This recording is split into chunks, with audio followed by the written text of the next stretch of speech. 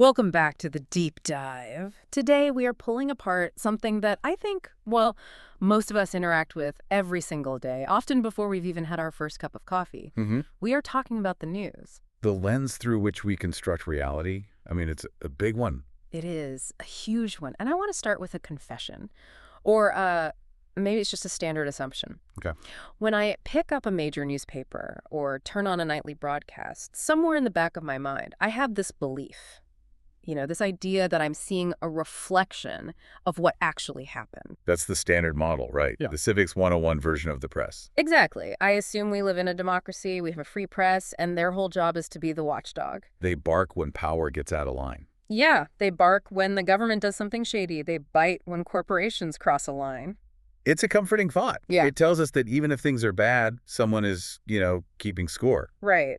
But the stack of papers you sent over for this week, it pretty much takes that whole comfort blanket and just, I don't know, sets it on fire. It really does. We are looking at Manufacturing Consent by Herman and Noam Chomsky. A truly seminal text. Yeah. And frankly, a disturbing one. Because their argument isn't just that the media makes mistakes, it's not that they occasionally get it wrong. No, it's much more fundamental than that. It's that the entire structure of the mass media is engineered effectively to serve the powerful. That's the core thesis. To mobilize support for the special interests that dominate the state and, private activity. And I want to be precise here because you hear that phrase manufacturing consent thrown around a lot these days, especially on social media. Oh, absolutely. Usually incorrectly. So where does it actually come from? It actually originates with Walter Lippmann, way back in the 1920s. Lippmann was a major public intellectual, and he argued that the common interests of the public, well, they aren't obvious to the public. They have to be managed. Managed. He literally called it the manufacture of consent. Herman and Chomsky take that concept and they ask a very practical question. Okay, but how does the machine actually work? And this is where I want to pause and just address the elephant in the room. Please do. Because when I hear the media is designed to serve the powerful, my brain immediately goes to one place. Conspiracy theory. Right. It sounds like we're talking about a smoke-filled room where 5 guys in suits decide what tomorrow's headline is going to be. And I'm so glad you brought that up immediately because that is the single most common misunderstanding of this book. Okay. Herman and Chomsky are explicitly not conspiracy theorists. They reject completely the idea of a secret cabal. So it's not the Illuminati running the New York Times? Far from it. They argue that you don't need a conspiracy to get biased news. How does that work then? They argue that media performance is the inevitable outcome of market forces. They call it propaganda model, but it functions through a guided market system. A guided market system. All right. Think of it like a series of filters. Yep. You pour all the raw events of the world into the top of this machine. Right. And by the time they come out the bottom as news, they've passed through these sieves that just naturally remove anything that might challenge the status quo. Okay, that's a really helpful visual. So we aren't talking about censorship where a government official is, taking a black marker to the page. Precisely. We're talking about economic and institutional filters. Yeah. And in this deep dive, that's our mission. We are going to dismantle those filters one by one. And there are 5 of them. 5 of them. We're going to look at ownership, advertising, sourcing, what they call flak, and finally, ideology. And then we test it. We test the model against some really brutal history. Vietnam, Central America, even a wild plot to kill the Pope to see if the theory actually holds water. Okay, let's get into the machinery then. Filter number 1, size, ownership, and profit orientation. The bedrock. Now, I love a good origin story. And the notes you sent mentioned that the press didn't always look like it does today. No, it didn't. Not at all. If you go back to the mid-19th century, especially in Great Britain, there was this incredibly vibrant, radical, working-class press. What was it like? It was gritty, it was highly opinionated, it was widely read. And crucially, it was cheap to start. If you had a printing press and, something to say, you were in business. So what happened? Did the government just shut them all down? Well, they tried. They used libel laws, stamp taxes, all sorts of legal harassment. But what really killed the radical press wasn't the law. It was the market. It was the market. It was the industrialization of the press itself. Explain that. How does the market kill free speech? It sounds counterintuitive. It just raises the barrier to entry so high that only the wealthy can get in the game. The source details the numbers, and they are honestly staggering. Give me an example. Okay. In 1867, the capital cost to start a competitive daily newspaper in London was about £50,000. A lot of money, But manageable for a union or a workers' collective. Yeah. Fast forward to the 1920s in the U.S. The cost to buy a single major city paper was anywhere from $6 to $18 million. wow. Okay, so it went from something a group of passionate citizens could do to something only a tycoon could do. Exactly. The technology required to reach a mass audience, the rotary presses, the distribution networks, it became so expensive that only the wealthy could play. And this creates what the authors call the top tier of media. The big players. The big players. Herman and Chomsky identify about 10 to 24 huge media systems that essentially set the national news agenda. The New York Times, CBS, the Washington Post, and so on. And these aren't just independent truth seekers, they are corporations. They are massive profit-seeking corporations. And this is key. They're either owned by very wealthy families or they are publicly traded, which means they are completely beholden to shareholders and the bottom line. But it gets even more tangled than that, right? You mentioned interlocks. Yes, interlocks. This is where you look at who sits on the board of directors. And what do you find? The source analyzed the boards of these media giants.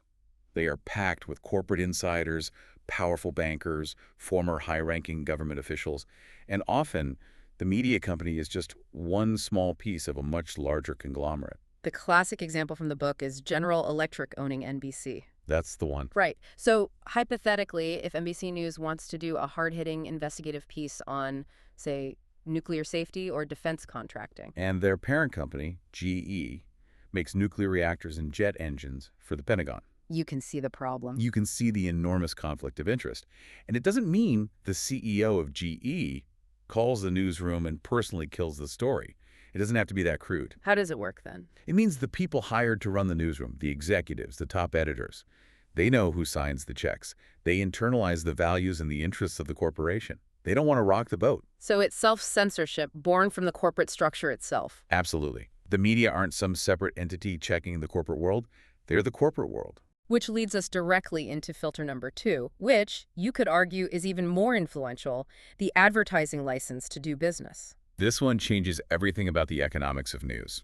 I think most people get the basic idea that ads pay for the paper or the broadcast, but the source material suggests it's much more insidious than just keeping the lights on. It is.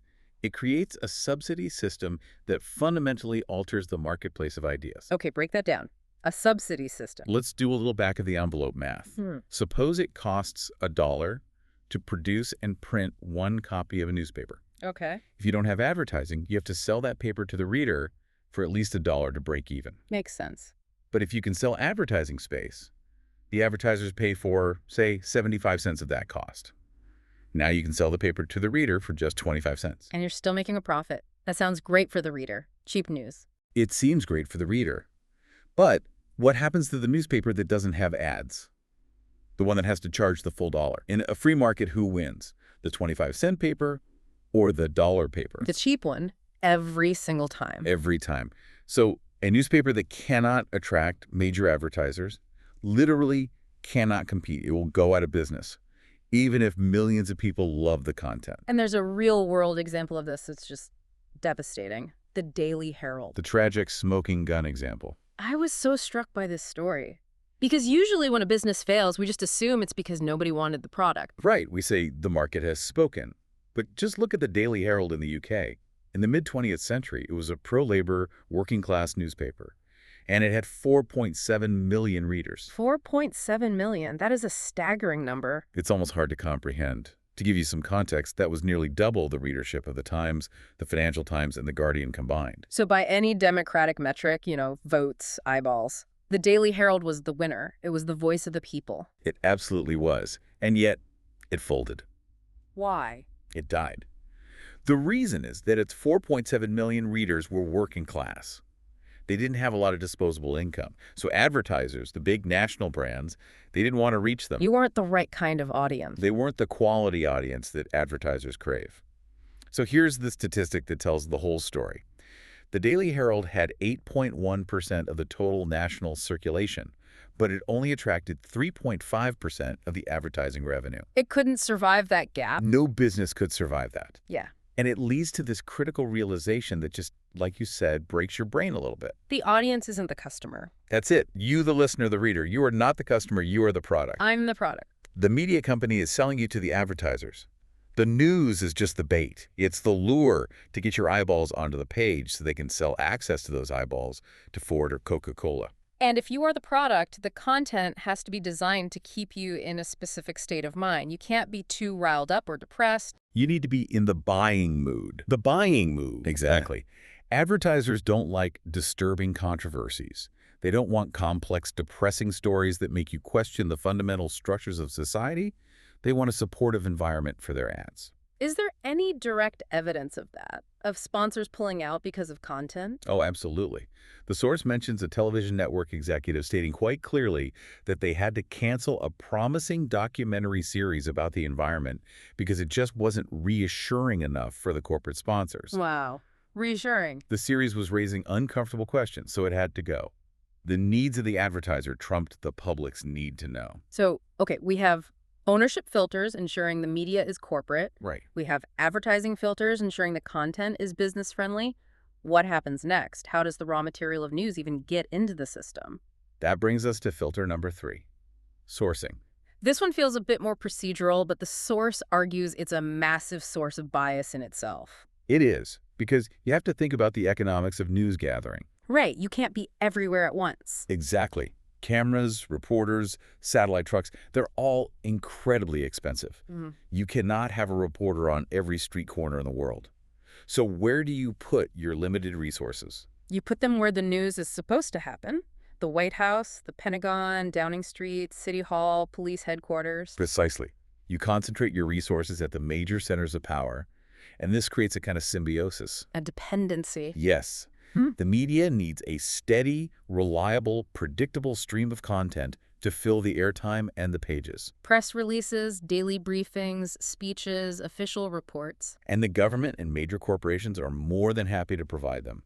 It's essentially free content for the news organizations. It's efficient. But the downside is that you're basically just transcribing what the powerful tell you. It's even worse than just transcribing. It gives the powerful a massive structural advantage in defining reality itself. Because if the White House press secretary says X is true, that statement becomes the news. It's automatically credible. If a local activist group on the street corner says no, Y is true, they're treated with skepticism. They have to prove it. They have to provide mountains of evidence. So the government is treated as presumptively truthful, and its critics are not. Exactly. The burden of proof is totally skewed. And I imagine this creates a really difficult situation for individual reporters. Yeah. If you're a reporter on the White House beat and you start digging too deep or asking questions they really don't like, You get frozen out. you lose access, they stop returning your calls, they leak stories to your competitors. And if you're cut off from that official flow of information, you can't do your job. Your editor gets angry. So you learn to self-censor. You play nice. You learn the rules of the game. You become more of a stenographer for power rather than a check on it. Okay, but what happens if a media outlet does step out of line? What if they ignore the corporate owners, they find advertisers who don't care, and they develop their own independent sources? Then they get hit with filter number 4, flak. Flak. It sounds like anti-aircraft fire. That's exactly the metaphor. Flak refers to any negative response to a media statement or program. But we aren't talking about a few angry letters from a listener in Nebraska. No, what are we talking about? We are talking about organized, well-funded professional flak. Like lawsuits. Lawsuits are a major part of it, yes. The threat of a multi-million-dollar defamation suit is a powerful deterrent. But it's also things like congressional hearings, threats of punitive legislation, or massive coordinated letter-writing campaigns organized by corporate-funded think tanks. So there are organizations that exist just to generate this flak. Absolutely. The source points out that many conservative and corporate think tanks have this as a primary function. They monitor the media constantly, and if a story is too critical of business or foreign policy, they bombard the network with complaints, they threaten advertiser boycotts, and they demand corrections and balance. It's a discipline mechanism. It's a way of raising the cost of dissent. If running a critical story is going to cost you millions in legal fees, or a significant chunk of your advertising revenue because of organized flak, you might just decide it's not worth the hassle. You kill the story before it even runs. It's a preemptive chilling effect. And finally, that brings us to filter number 5, In the original 1988 text, this one was called anti-communism. Right. And for that era, it was the perfect national religion and control mechanism. Today, we might broaden that, right, to the dominant ideology or maybe market fundamentalism. I think that's fair. But the mechanism is precisely the same. It provides a simple binary view of the world. Us versus them. Good versus evil. Freedom versus tyranny. So back in the Cold War, if you were labeled a communist, Your arguments were instantly invalid. You were outside the pale of acceptable debate. You didn't have to be engaged with. You could just be dismissed. it's the ultimate control mechanism. It is. You don't have to grapple with a critic's actual arguments. If you can just label them anti-American or socialist or radical, it filters out dissent by casting it as an enemy of the nation itself. So just to recap, those are the 5 filters. The raw news goes in, it gets squeezed by corporate ownership, it's subsidized by advertisers, it's sourced from the government, it's disciplined by flak, and it's sanitized by the dominant ideology. And by the time it hits the front page or the evening news, it's a very, very different product than the raw reality it claims to represent. That is the theory. But a model is useless if it doesn't actually explain reality, so we have to test it. And the best way to test it, the authors argue, is to look at how the media covers victims of violence. This brings us to the concept of worthy versus unworthy victims. I have to say, this was the section of the source material that made me the most uncomfortable. It feels very cold and cynical to categorize human suffering this way. It is cold, Yeah. and it is cynical. Yeah. But the argument is that the media is the one doing the categorizing, not the authors. Yeah. They're just describing what they observe. So what's the hypothesis? The hypothesis is simple. A victim is worthy if their suffering serves a propaganda purpose. Generally, this means they were killed by an official enemy state. Their suffering is highlighted, given emotional weight, and used to show the wickedness of the enemy. And an unworthy victim. An unworthy victim is someone killed by us, or by one of our allies or client states. Their suffering is inconvenient. It's ignored, downplayed, or explained away because dwelling on it would undermine U.S. policy and outrage the public. To test this, the book uses a perfect A/B test. The Tale of Two Priests. Jerzy Popieluszko and Oscar Romero. This is maybe the most famous case study from the book, and for good reason. Okay, let's start with Jerzy Popieluszko. Popieluszko was a Polish priest. In 1984, he was abducted and murdered by the Polish secret police. Now remember the context. Poland was a communist country, a Soviet satellite state, an official enemy. So he's a victim of the bad guys. How did the U.S. media cover his murder? It was an absolute explosion of coverage. It was front-page news for weeks on end.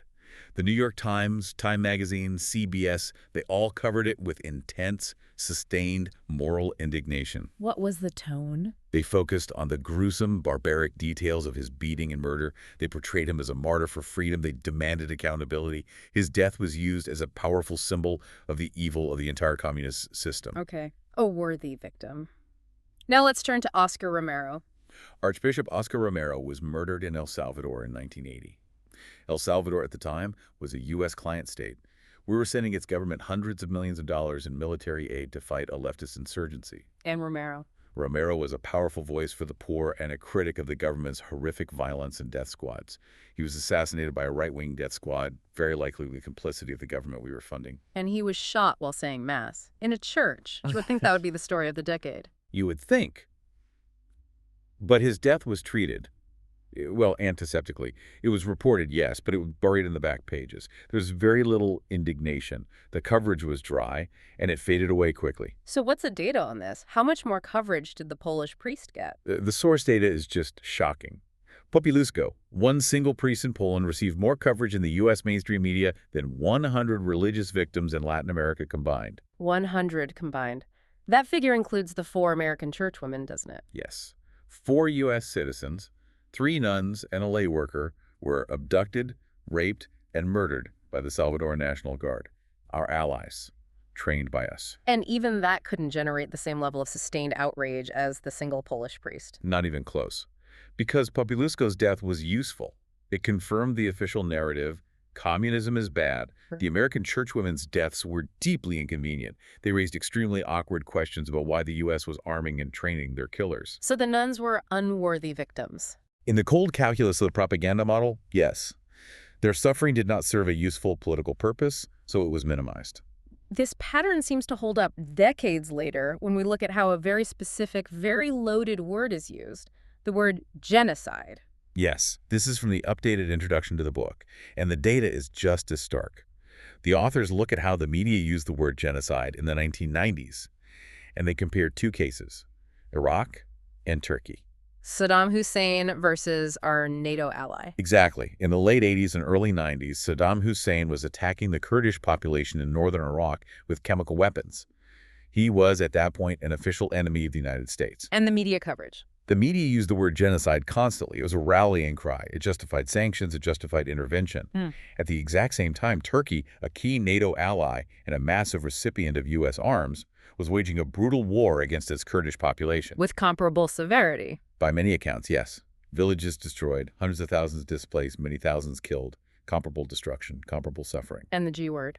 It was virtually absent. Yeah. You will almost never see the word genocide applied to Turkey's actions in the mainstream U.S. press, because Turkey is a friend, an ally. But if you want the most damning, most invisible example of this, we have to talk about East Timor.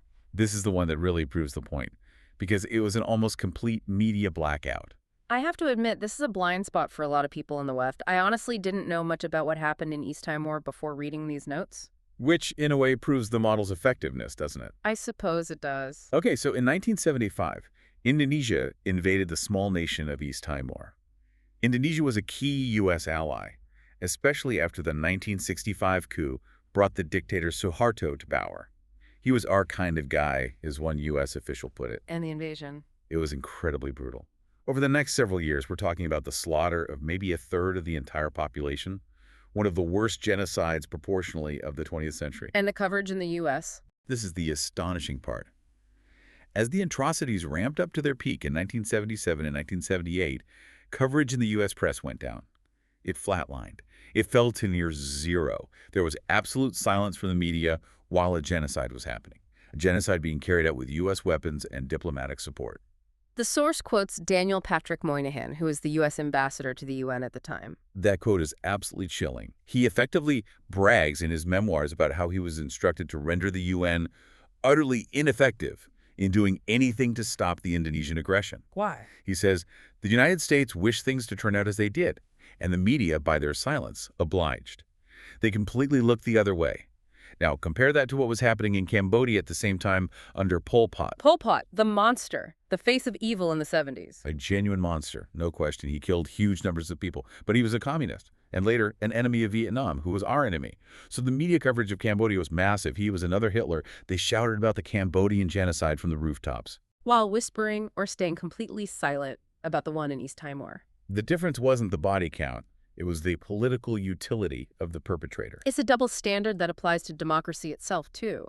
The source talks about legitimizing versus meaningless elections. It's the exact same filter logic at play. If our guy, our client state, holds an election, it's hailed as a step toward democracy, no matter how fraudulent or violent it is. And if an enemy holds an election? It's dismissed as a sham, a farce, no matter how fair it might actually be. The key contrast here is El Salvador versus Nicaragua in the 1980s. A perfect comparison. El Salvador, our ally, was under a state of terror. The opposition press had literally been blown up. Political candidates were being assassinated by death squads. But in 1982, they held an election. And how did the U.S. media cover it? They celebrated it. They ran these heroic stories about the high voter turnout with pictures of people waiting in long lines. But the notes say voting was mandatory. It was mandatory. And you had to get your ID card stamped when you voted. In that political climate, if you were stopped at a checkpoint and didn't have a stamp, you could be treated as a guerrilla sympathizer and killed. So, of course, turnout was high. It was self-preservation. Exactly. But the media framed this as a triumph of democracy. Look at the brave people defying the guerrillas to vote. Meanwhile, next door in Nicaragua, the Sandinistas, the leftist government who were the official enemy, held an election in 1984. International observers, including many from Western Europe, said it was actually certainly far more open and less violent than the one in El Salvador. But that's not how it was reported here. Not at all. The U.S. media dismissed it as a farce, a Soviet-style sham. They focused almost entirely on the fact that one opposition candidate decided to boycott the election. The boycott that was encouraged and funded by the CIA. That's the part they left out. But the framing was set. One election was a beautiful step forward. The other was a totalitarian sham. The actual facts on the ground didn't matter. The geopolitical alignment dictated the headline. I want to tackle the biggest, most emotionally charged case study in the book, the Indochina Wars, especially Vietnam. The big one. Because this is where I struggle a bit. The common perception, I think, is that the media hated the Vietnam War. They were adversarial. Walter Cronkite turned against the war. They drove LBJ out of office. We have this image of the brave reporter in the jungle exposing the lies of the Pentagon. That is the comforting liberal media myth. And Herman and Chomsky just dismantle it piece by piece. So what's their argument? They argue that while the media eventually became critical of the tactics of the war, they never, ever questioned the fundamental morality or the legitimacy of the war itself. Okay, you have to make that distinction for me. Tactics versus morality. The tactical critique sounds like this. This war is costing too much money. We are losing too many American lives. The strategy isn't working. It's a quagmire. That's a permitted form of dissent. It's about efficiency. And a moral critique. A moral critique would be, the United States is invading a sovereign country. We are committing aggression. We are systematically killing civilians and destroying their society. We have no right to be here in the first place. And that viewpoint, which was held by millions of protesters in the streets, was almost completely absent from the mainstream press. It was outside the bounds of acceptable opinion. the source makes a specific point about the word aggression. Yes, a crucial point. You will search in vain for mainstream news reports from that era that describe the U.S. action in Vietnam as aggression. What was the official line? The framework was always that we're defending or protecting South Vietnam. Even though the U.S. essentially installed the South Vietnamese government and prevented the unifying elections that were supposed to happen. Exactly. We were defending a government that we created against its own population. But the media accepted the government's premise completely. They framed it as South Vietnam being a free country under attack from internal aggression instigated by the North. One of the most horrifying details in this section, for me, was about chemical warfare, Agent Orange. The scale of it is hard to fathom. The U.S. military dropped some 20 million gallons of Agent Orange and other toxic herbicides across South Vietnam. And the goal? The stated goal was to destroy crops and forest cover that the Viet Cong could use. It was, in effect, chemical warfare targeting the civilian food supply and the entire ecosystem. How did the media report this at the time? They reported it, but as a neutral military tactic. Operation Ranch Hand. Here's what our planes are doing today. But they rarely, if ever, focused on the victims. The millions of Vietnamese peasants whose farms were destroyed, whose children were later born with horrific birth defects. Like our unworthy victim. The ultimate unworthy victim. Post-war, the focus shifted entirely to the health effects on U.S. soldiers, almost completely ignoring the far greater devastation visited upon the Vietnamese themselves. But contrast that with the story of Yellow Rain. Ah, yes, Yellow Rain. This is the ultimate irony. In the 1980s, long after Vietnam, the Reagan administration accused the Soviet Union and its allies of using chemical weapons, a toxin they called Yellow Rain, in Laos and Cambodia. And the media. The media went berserk. It was a massive story. Headlines, network specials, constant outrage. The Soviets are using poison gas. It's a violation of all norms. And was it true? Did it happen? It turned out to be bee feces. CCC. Yes. Mass droppings from swarms of bees that left yellow spots. There were no Soviet chemical weapons. But the fake story about the enemy's crime got more sustained, outrage coverage than the real story about the U.S. drenching half of Vietnam in dioxin. It really does create a completely split reality. And then after the war ends, we have the whole POW-MIA saga. This was a brilliant propaganda move, whether conscious or not. The U.S. utterly destroyed Vietnam, maybe 3 million people dead. The country was left a moonscape, littered with unexploded ordnance. But that's not what we talked about in the 80s. No. For the next 20 years, the American media and political culture focused almost exclusively on the suffering of American prisoners of war and those listed as missing in action. Rambo. Rambo is the perfect cultural artifact of this, the missing in action flags. By focusing obsessively on the POWs, the media successfully flipped the script. The aggressor became the victim. And the Vietnamese? The Vietnamese became the cruel, inhuman jailers who were still hiding prisoners. It allowed the U.S. to impose a crushing economic embargo on Vietnam for decades, justified by this humanitarian concern for a few dozen missing soldiers, while completely erasing the memory of our own far greater crimes. It's impressive in a really dark way. It's a complete rewriting of history in real time. That's the power of the filters when they all work together. I want to touch on a couple more quick examples because they show how these patterns persist, even after the Cold War. Let's talk about the KGB plot to kill the Pope. This is a classic example of the media wanting a story to be true so badly that they ignore all the evidence to the contrary. Okay, set the scene. In 1981, Pope John Paul II was shot and wounded by a Turkish fascist named Mehmet Ali Agca. From the very beginning, the media was desperate to link this assassination attempt to the Soviets. It just fit the narrative. So they latched onto the Bulgarian connection? Exactly. The idea that the KGB had hired the Bulgarian Secret Service to hire Agca to kill the Polish Pope. Is there any proof? Absolutely zero credible proof. The CIA's own internal analysts knew it was nonsense. The main source, Agca, was a known pathological liar who kept changing his story. But the media, especially outlets like NBC and the New York Times, ran with it for years. It perfectly served the evil empire narrative of the 1980s. And when it was finally debunked? Years later, after the Soviet archives opened, it was confirmed. The Soviets had absolutely nothing to do with it. But the retraction was a whisper compared to the original years-long scream. The damage was done. Okay, finally, let's bring this into the modern era. The book was written in 1988. Hasn't the internet fixed all this? We have blogs now, we have Twitter, we have independent creators, the gatekeepers are gone, right? The authors address this in the updated introductions, and their answer is, well, no, not really. Why not? I can go online and read whatever I want now. The filters seem leaky. They're leaky, yes. And the internet is a powerful tool for activists. But you have to ask yourself, where does the original information come from? Most independent blogs and podcasts are just commenting on reports originally filed by the New York Times or CNN or the Associated Press. So the original reporting, the expensive stuff, is still done by the same major players. It is. And those players have gotten bigger, not smaller. More consolidated. Much more consolidated. The book cites Ben Begdikian's data. In 1983, about 50 corporations dominated most of the U.S. media. By the early 2000s, it was down to about 9.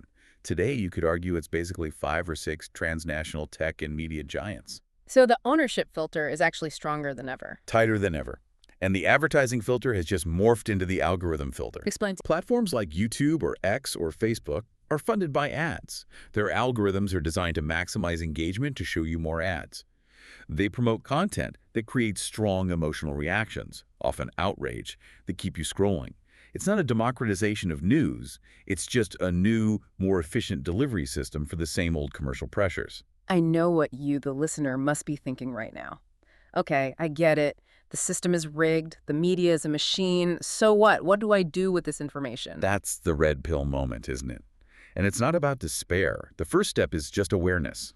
You have to learn to read the news with a kind of a defensive posture. Like having a red pen in your mind, ready to mark up the page. That's a great way to put it. When you see a headline, you have to actively ask the questions the model predicts. Who is the source here?